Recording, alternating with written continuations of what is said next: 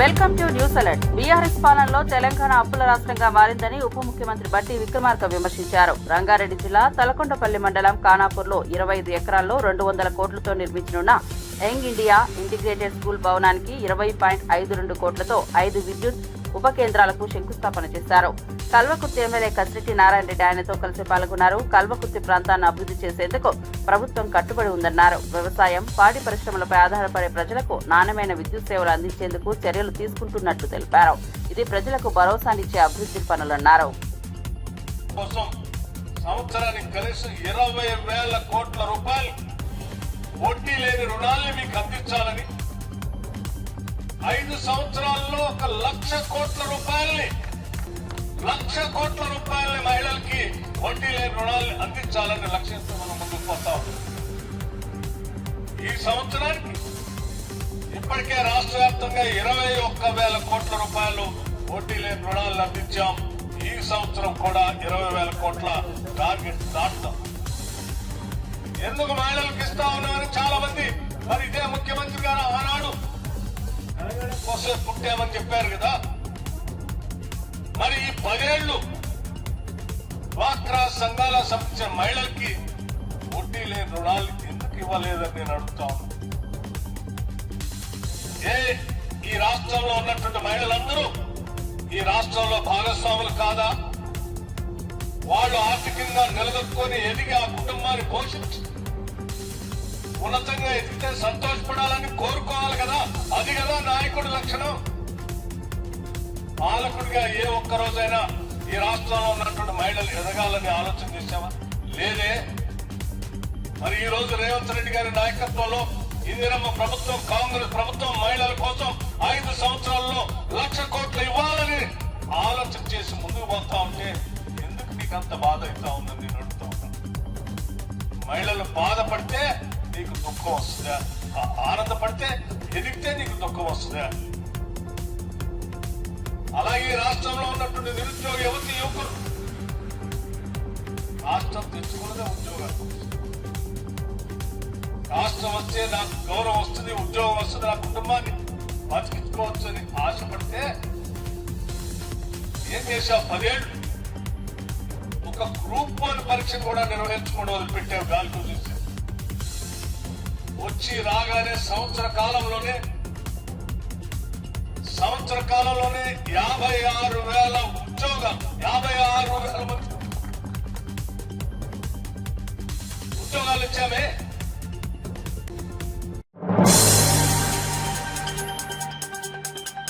TDP జాతీయ ప్రధాన కార్యదర్శి నారా లోకేష్ మహానాడు ప్రాంగణానికి చేరుకున్నారు. మహానాడు వేదికలో ఉన్న మంత్రులు, కమిటీలతో కలిసి వివిధ ఏర్పాట్లపై చర్చించారు. కార్యక్రమం నిర్వహణలో ఉన్న నేతలతో సమన్వయం ఏర్పరిచి సూచనలు చేశారు.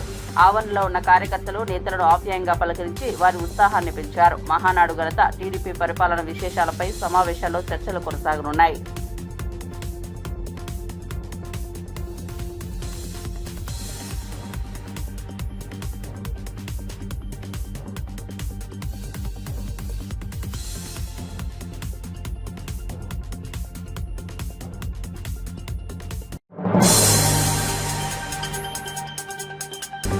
మాజీ మంత్రి కాకాని గోవర్ధన్ రెడ్డిపై పెట్టిన కేసులు పూర్తిగా అక్రమమని వైఎస్ఆర్సీపీ లీగల్ సెల్ అధ్యక్షుడు మనోహర్ రెడ్డి ఆగ్రహం వ్యక్తం చేశారు. రుస్తుం మైకా మైనింగ్ కేసు ఇప్పటికే మూసివేయబడి ఉంటే మళ్లీ అదే విషయంపై మైనింగ్ ఈడీతో ఫిర్యాదు చేయించడం అనైతికమని మండిపడ్డారు. ఈ కేసులో ఏవన్తో పాటు మరికొందరికి హైకోర్టు బెయిల్ మంజూరు చేసినప్పటికీ కాకానిపై నాన్ బెయిలబుల్ సెక్షన్ల కింద కేసులు నమోదు చేయడమే రాజకీయ కుట్ర అని ఆరోపించారు. పగ దృష్టితోనే కాకానిపై మళ్లీ చర్యలకు పాల్పడుతున్నారని విమర్శించారు. అయితే మళ్ళీ 2025 ఫిబ్రవరిలో మైనింగ్ అధికారి బాలాజీ నాయక్ అనే వ్యక్తితో 14/2/2025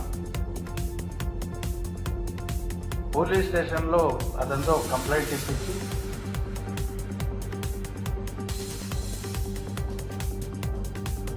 ఆడ కేసు రిజిస్టర్ చేయడం జరిగింది. అయితే ఈ కేసులో అప్పుడు ముద్దాయిలుగా ముగ్గురిని చేరిస్తే ఆ ముగ్గురిని కూడా యాంటిసిపేటరీ బెయిల్ వచ్చింది. ఎందుకంటే అన్నీ కూడా 7 సంవత్సరాల లోపు పడే శిక్షలే ఉన్నాయి కాబట్టి వాళ్ళంతా హైకోర్టును ఆశ్రయిస్తే యాంటిసిపేటరీ బెయిల్ ఇవ్వడం, తర్వాత స్ట్రిక్ట్గా ఇప్పుడు 35(3) BNS అంటామో అప్పుడు 41A CRPC ప్రకారం వాళ్ళతో వివరణ తీసుకొని వాళ్లకు బెయిల్ ఇవ్వమని చెప్పి కోర్టు చెప్పడం, ఆ ప్రకారం వాళ్ళ ముగ్గురికి బెయిల్ వస్తుంది.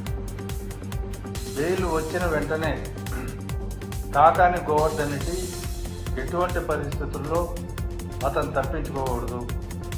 ఇందులో నాన్ బెయిలబుల్ సెక్షన్స్ పెట్టి అంతవరకు కాకాని గోవర్ధన్ రెడ్డి పేరు ఈ కేసులో ఎక్కడా లేదు, అండ్ అదర్ అని ఉంది. అప్పుడు A4గా కాకాని గోవర్ధన్ రెడ్డి గారిని చేర్చి అందులో కొంతమందిని అరవింద్ కుమార్ రెడ్డి అట్లాంటి వాళ్ళని అరెస్ట్ చేసి వాళ్ళతో కన్ఫెషన్ స్టేట్మెంట్ తీసుకున్నట్టు, అందులో కూడా ఆ కన్ఫెషన్ స్టేట్మెంట్ తీసుకున్న దాంట్లో కూడా కాకాని గోవర్ధన్ రెడ్డి నేను ఉంటాను, మీకేమీ కాదులే, మీరు జరుపుకోండి అని మాకు అభయం ఇచ్చాడు అని చెప్పి అదంతా కన్ఫెషన్ స్టేట్మెంట్ తీసుకుని తర్వాత 27/2/2025 సోమిరెడ్డి చంద్రమోహన్ రెడ్డితో పోలీసులకు ఒక స్టేట్మెంట్ రికార్డ్ చేసి 28/2/2025 అంటే మరుసటి రోజే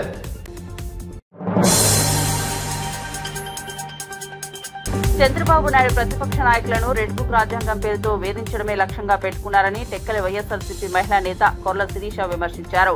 మాజీ మంత్రి కాకాని గోవర్ధన్ రెడ్డి అడిగిన ప్రశ్నలు తట్టుకోలేకపోయిన చంద్రబాబు కక్ష సాధించేందుకు అక్రమ కేసులు పెట్టించారని ఆరోపించారు.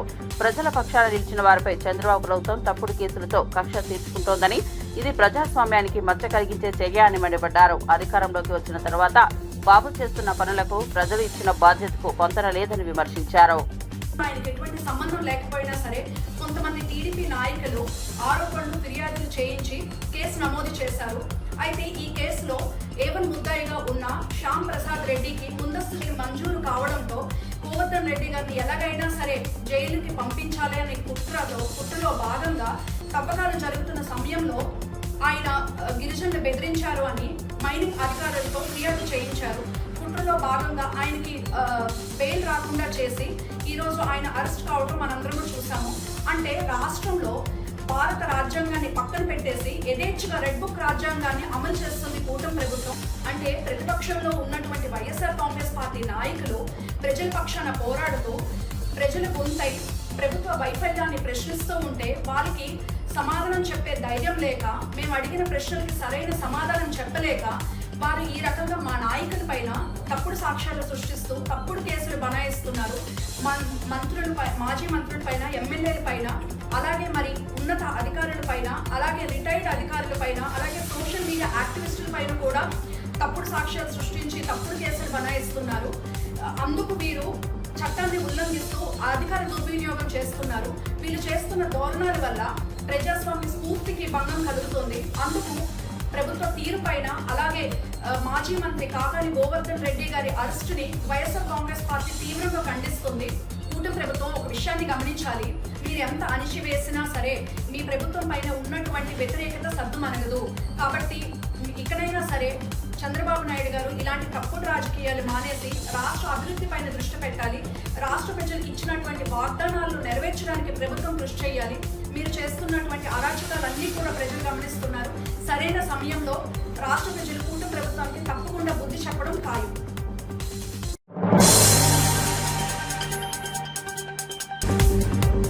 హైదరాబాద్ ట్రాఫిక్ అసిస్టెంట్లుగా ట్రాన్స్జెండర్ల సేవలు విజయవంతమవుతున్న నేపథ్యంలో అన్ని శాఖల్లోనూ ట్రాన్స్జెండర్లకు అవకాశాలు కల్పించాలనే ఆలోచనలో ఉన్నట్లు మహిళా శిశు సంక్షేమ శాఖ మంత్రి సీతక్క వెల్లడించారు. సచివాలయంలో ట్రాన్స్జెండర్ ట్రాఫిక్ ఇన్స్పెక్టర్లతో సమావేశమైన ఆమె వారి అనుభవాలు, అభిప్రాయాలను తెలుసుకున్నారు. గత 6 నెలలుగా క్లిష్టమైన విధుల్లో అంకితభావంతో సేవలందిస్తున్న ట్రాన్స్జెండర్లను మంత్రి సీతక్క ప్రశంసించారు. సమాజంలో గౌరవం పెరగడంతో ఇతర ట్రాన్స్జెండర్లు కూడా ధైర్యంగా ఉద్యోగ అవకాశాల కోసం ముందుకు రావాలని సూచించారు. ఈ విధానం తెలంగాణకు ప్రాతినిధ్యం చేకూరుస్తుందని అభిప్రాయపడ్డారు.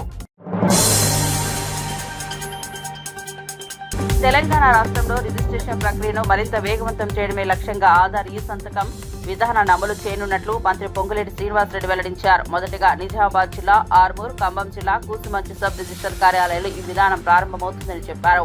ఆ తర్వాత రాష్ట్ర వ్యాప్తంగా అమలుకు సన్నాహాలు చేస్తున్నట్లు తెలిపారు. స్లాట్ బుకింగ్ విధానం 2వ తేదీ నుంచి అమల్లోకి వస్తుందని వెల్లడించిన ఆయన ఆధారిత సంతకంతో 15 నిమిషాల్లోనే రిజిస్టర్ పూర్తవుతుందని తెలిపారు. అవినీతి రహిత, పారదర్శకత సేవల లక్ష్యంగా ఈ చర్యలు తీసుకుంటున్నట్లు వివరించారు. దేశవ్యాప్తంగా బలహీన వర్గాల నేతలను ఏకతాటిపైకి తేవాలనే లక్ష్యంతో ఢిల్లీలో జాతీయ ఓబీసీ సమావేశం నిర్వహించిందని మంత్రి పొన్నం ప్రభాకర్ తెలిపారు. దేశ అభివృద్ధికి సామాజిక న్యాయమే మూలమని రాహుల్ గాంధీ నమ్ముతున్న తీరును పొన్నం అభినందించారు. ఇండియా ఇంటర్నేషనల్ సెంటర్ ద్వారా జరిగిన ఈ సమావేశంలో తెలంగాణ నుంచి ఓబీసీ మంత్రులు, ఎంపీలు, ఎమ్మెల్యేలు పాల్గొన్నారు. దేశవ్యాప్తంగా ఓబీసీల హక్కుల కోసం కాంగ్రెస్ పార్టీ చేపడుతున్న చైతన్య యాత్రలో ఈ సమావేశం కీలకంగా నిలిచింది. దేశానికి రోల్ మోడల్ గా దేశంలో ఉన్నటువంటి బలహీన వర్గాల కాంగ్రెస్ నాయకులందరినీ ఒక వేదిక మీదకి తీసుకొచ్చింది. ఈ రోజు భారత ప్రధానమంత్రి గారు కూడా రాహుల్ గాంధీ గారు భారత్ జోడో యాత్రలో చెప్పినటువంటి జనగణనలో కుల సర్వే చేయాలని దానికి ఒప్పుకొని ప్రభుత్వం దానికి కార్యాచరణ తీసుకుంటున్న సందర్భంలో దేశవ్యాప్తంగా ఉన్నటువంటి కాంగ్రెస్ బలహీన వర్గాల నాయకత్వం అంతా కూడా బలహీన వర్గాలకు న్యాయం జరిగే రీతిలో కార్యాచరణ తీసుకోవాలని, భవిష్యత్తులో రాహుల్ గాంధీ గారికి ధన్యవాదాలు చెప్తూ ఒక సభను ఏర్పాటు చేయడంతో పాటుగా రాహుల్ గాంధీ గారికి సంబంధించి ఇంత పెద్ద ఒక గొప్ప నిర్ణయాన్ని చాలామంది వ్యతిరేకించినప్పటికీ కూడా ఒక సామాజిక న్యాయం మాత్రమే ఈ దేశాన్ని ముందుకు తీసుకుపోతుందని విశ్వసిస్తూ ఈరోజు దేశంలో ఉన్నటువంటి అన్ని సామాజిక వర్గాలన్నింటినీ ఒక తాటికి మీద తీసుకొచ్చే ప్రయత్నం చేస్తున్న రాహుల్ గాంధీ గారికి ధన్యవాదాలు. అందులో తెలంగాణ కుల సర్వే దేశంలో ఆదర్శంగా ప్రతి ఒక్కరి ఇంటికి వెళ్ళి సమాచారాన్ని తీసుకొని ఇలా వాళ్ళ స్వచ్ఛంద సమాచారాన్ని తీసుకొని డాటాతో ఉంది. ఇలా తప్పకుండా 42% స్థానిక సంస్థల రిజర్వేషన్లు, ఉద్యోగ ఉపాధి అవకాశాలు కూడా 42% రిజర్వేషన్లకు సంబంధించిన ప్రక్రియలో ముందడుగు వేస్తామనే విశ్వాసాన్ని సందర్భంగా వ్యక్తం చేస్తా ఉన్నాం. భారతదేశంలో ఉన్న అన్ని వర్గాలకు అంటే ఎంత జనాభా ఉందో వాళ్ళకి అంత హక్కు రావాలని జిస్కి జిత్తి ఆబాదీ ఉస్కు ఇత్తా హక్కు మిల్నా అని రాహుల్ గాంధీ గారి నినాదాన్ని ఈరోజు కాంగ్రెస్ పార్టీ, అదేవిధంగా ముఖ్యంగా మన తెలంగాణ రాష్ట్రంలో ఏదైతే పాపులేషన్ సెన్సెస్తో పాటు కాస్ట్ సెన్సరం చేయడంలో అలా ముఖ్యంగా రాహుల్ గాంధీ గారి ఆలోచన, రేవంత్ రెడ్డి గారి కృషితో ఈరోజు తెలంగాణ రాష్ట్రంలో కాస్ట్ సెన్సస్ చేయడం జరిగింది. మాకు పూర్తి నమ్మకం ఉంది రాబోయే రోజులలో కూడా ఓబీసీకి సంబంధించిన నాయకత్వంని ఇంకా స్ట్రెంథెన్ చేయడానికి కూడా మేమందరం కూడా పనిచేస్తాం. ముఖ్యంగా మా నాయకుడు రాహుల్ గాంధీ గారి ఆలోచనని ఇంకా ప్రజలకు తీసుకెళ్తామని కూడా ఈ సందర్భంగా చెప్పడం జరుగుతుంది.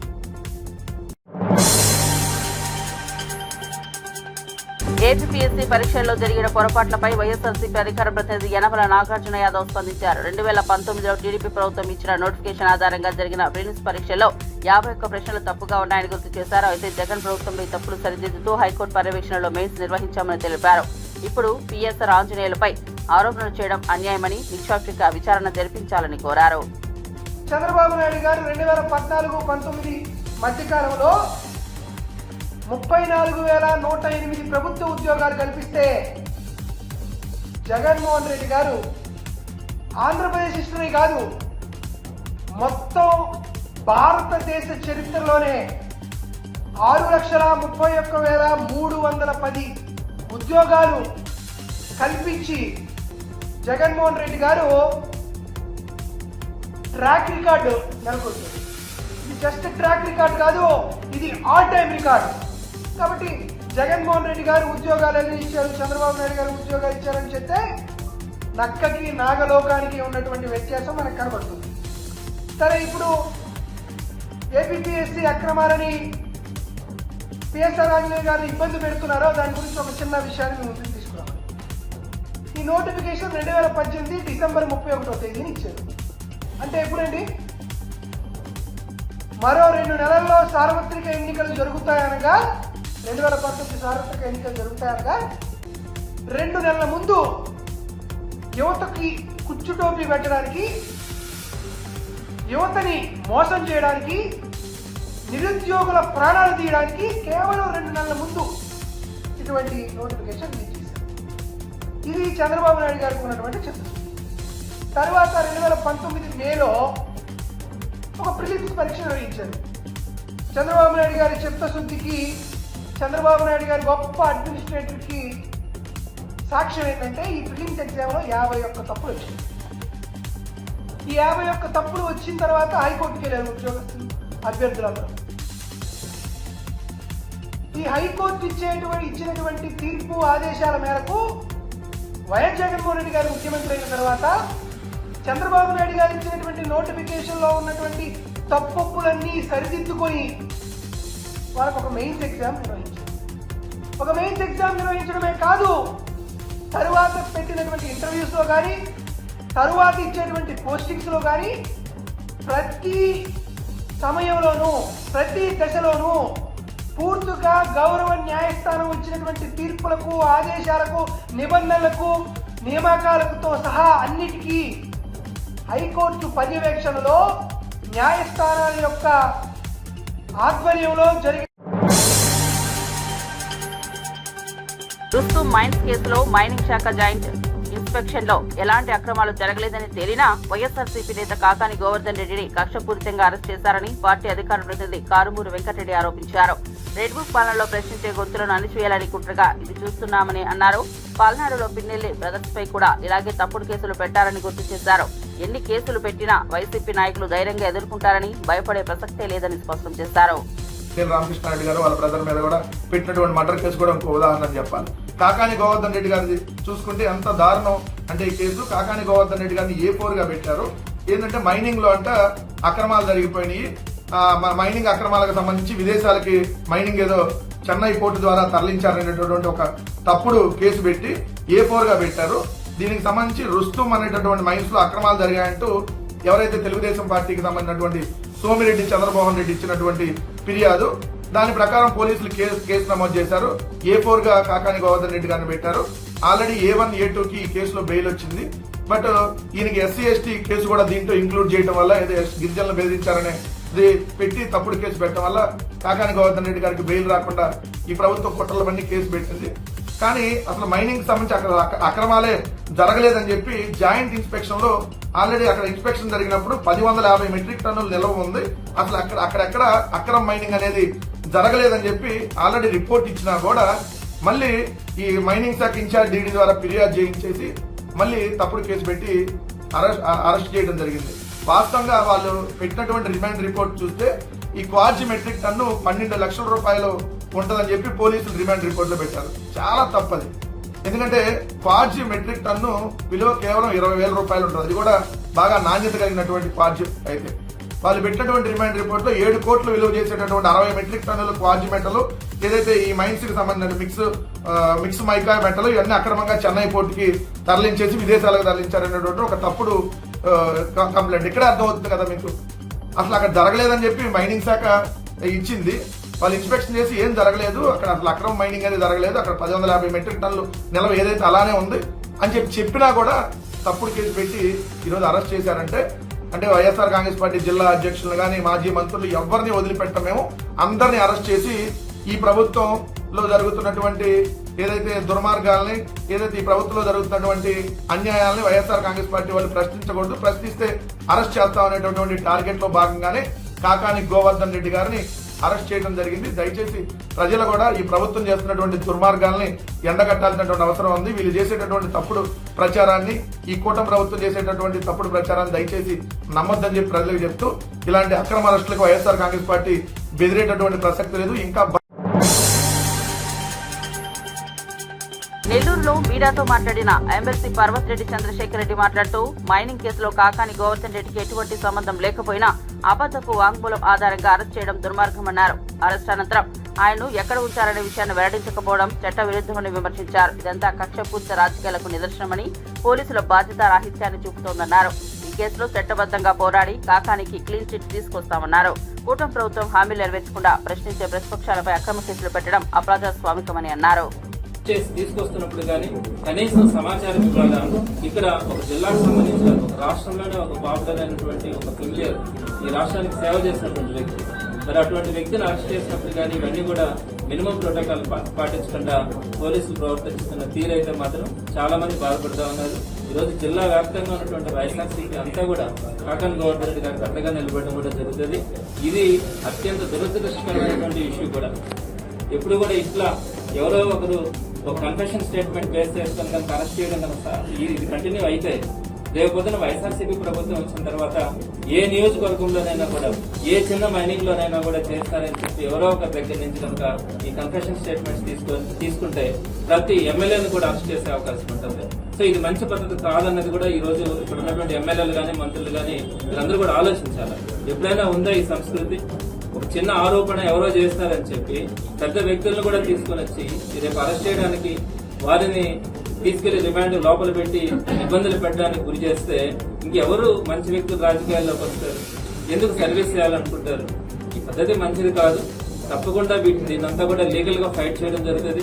ఏ రోజుకైనా కూడా గోవర్ధన్ రెడ్డి గారు దీంట్లో క్లీన్ చిట్ తో ఆయన బయట వచ్చేదానికి కూడా అవకాశం ఉంది. ఎందుకంటే ఆయన ఏ విధంగా కూడా దాంట్లో ఆయన చేయలేదు. నేరుగా కూడా ఆ కేసులో ఏ విధమైనటువంటి ప్రత్యక్షంగా కానీ పరోక్షంగా కానీ ఆయనకు సంబంధించినటువంటి ఇష్యూ. సో అనవసరంగా పెట్టినటువంటి కేసు కాబట్టి కూడా దీన్ని న్యాయస్థానాల మీద మాకు గౌరవం ఉంది. తప్పకుండా రాబోయే రోజుల్లో ఈ కేసు గురించి ఫైట్ చేయడం కానీ ఆ తర్వాత కూడా వీరు చేస్తున్నటువంటి ఏదైతే ఈ రోజు తెలుగుదేశం పార్టీ వాళ్ళు ఎన్నైతే అక్రమాలు చేస్తా ఉన్నారో, ఎన్నైతే దుర్మార్గాలు చేస్తా ఉన్నారో జిల్లాలోనే కదా రాష్ట్ర వ్యాప్తంగా కూడా వాటన్నింటినీ కూడా ప్రజల దృష్టికి తీసుకెళ్లడం కూడా జరుగుతుంది. ఇంకోటి కూడా వాళ్ళు మహానాడు పేరుతో జరుపుకుంటా ఉన్నారు. ఈ సెలబ్రేషన్స్ అని కూడా జరుపుకుంటా ఉన్నారు. అలానే రేపు 1 year కంప్లీట్ అవుతా ఉంది. ఈ 1 year కంప్లీట్ అయిన తర్వాత 1 year లోపల ఎక్కడ కూడా వాళ్ళు చెప్పినటువంటి ఏ ఒక్క హామీ కూడా నెరవేర్చకపోగా పైపెచ్చి ఈ రోజు ప్రజలందరూ కూడా తెలుగుదేశం పార్టీ నాయకులు కానీ ముందుకు వస్తే వారందరినీ కూడా నిలదీయడానికి సిద్ధంగా ఉంటారు ఈ రోజు ప్రజలందరూ కూడా. సో ఇటువంటి పనులన్నీ కూడా చేయకుండా అంటే ప్రజలని భయప్రాంతులకు గురి చేయాలంటే ఆ నాయకుల్ని, ప్రతిపక్ష పార్టీ నాయకుల్ని అరెస్ట్ చేసి భయపెడితే ఈ ప్రజలు కూడా ముందుకు వచ్చే పరిస్థితి ఉండదన్న ఆలోచనతో ఈ రోజు ఇట్లాంటి నాయకులందరినీ కూడా వారి 1 year సెలబ్రేషన్స్ చేసుకునేదానికి దానికి ప్రజల నుంచి వచ్చే అభివృద్ధి సంక్షేమాన్ని పక్కన పెట్టి కూటమి ప్రభుత్వం డైవర్షన్స్ పాలిటిక్స్ కి మొగ్గు చూపిందని, అందులో భాగంగానే వైఎస్ఆర్సీపీ నేతలపై అక్రమ కేసులు పెడుతున్నారని మాజీ మంత్రి అనిల్ కుమార్ యాదవ్ మండిపడ్డారు. మైనింగ్ ప్రాంతానికి ఎన్నడూ వెళ్లని కాకాని గోవర్ధన్ రెడ్డిని మైనింగ్ కేసులో అరెస్ట్ చేయడాన్ని తీవ్రంగా ఖండిస్తున్నామని చెప్పారు. పార్టీ తరఫున వైఎస్ఆర్సీపీ నేతలంతా కాకానికి అండగా నిలబడతామని, న్యాయపరంగా ఈ కేసులో పోరాటం చేస్తామని స్పష్టం చేశారు.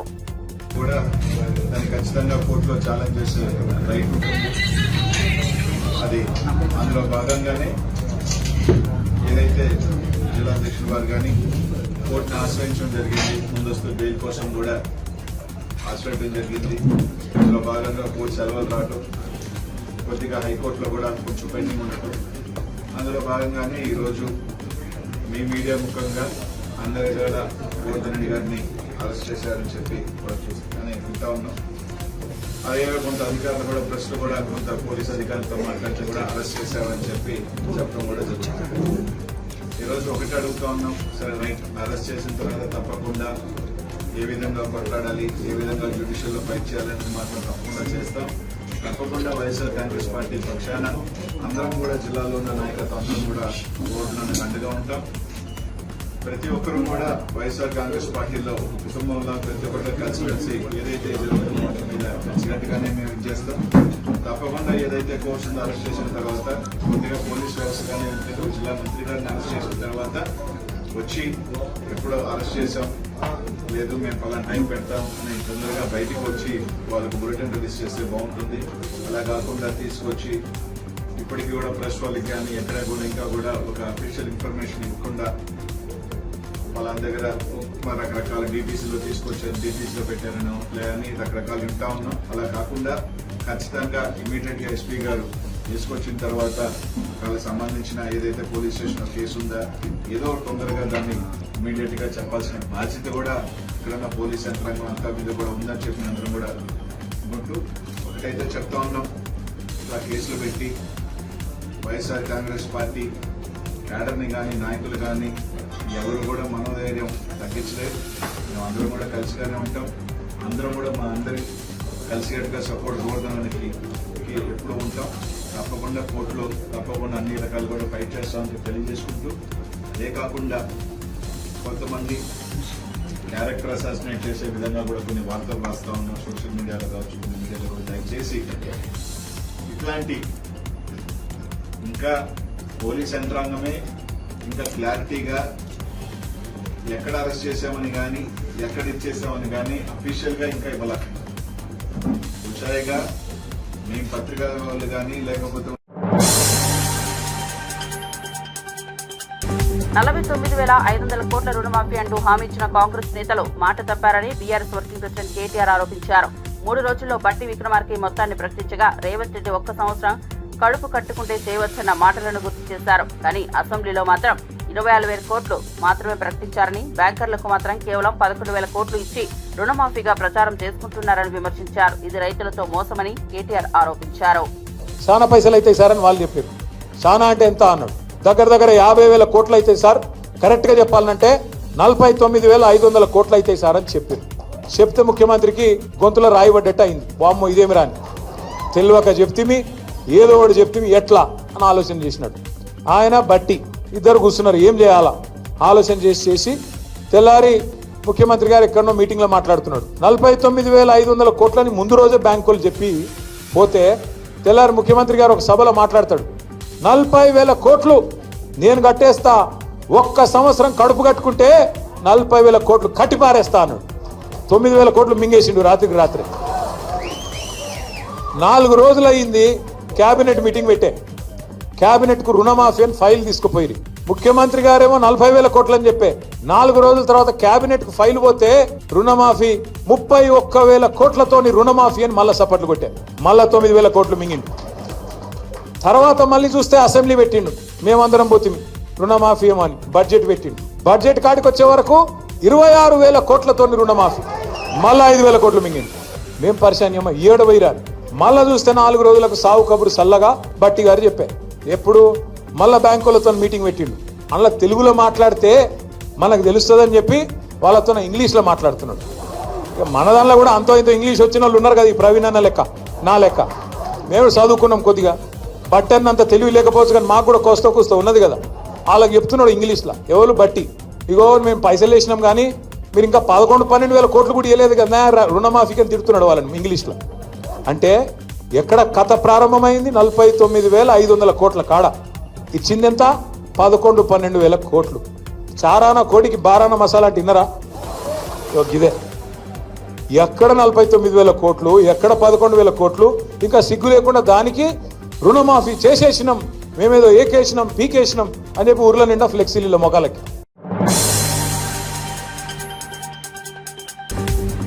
సూర్యాపేట నియోజకవర్గంలోని ఏపూర్ గ్రామంలో ఐకేపీ కేంద్రంలో తడిసి మొలకెత్తిన వడ్లను పరిశీలించిన మాజీ మంత్రి ఎమ్మెల్యే గుంటకండ్ల జగదీష్ రెడ్డి తీవ్ర వ్యాఖ్యలు చేశారు.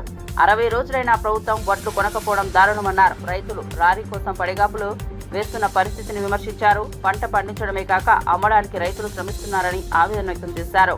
కేంద్రంలో వాసనలు, మొలకలు, దళారుల దోపిడీ కొనసాగుతోందన్నారు. మరోవైపు రేవంత్ రెడ్డి చంద్రబాబు చేతిలో కీలుబొమ్మగా వ్యవహరిస్తున్నారని, మోడీతో కలిసి నదుల దోపిడీకి కుట్ర చేస్తూ గోదావరి జలాలు బనకచెర్లకు తరలించే ప్రయత్నాలు జరుగుతున్నాయని ఆరోపించారు.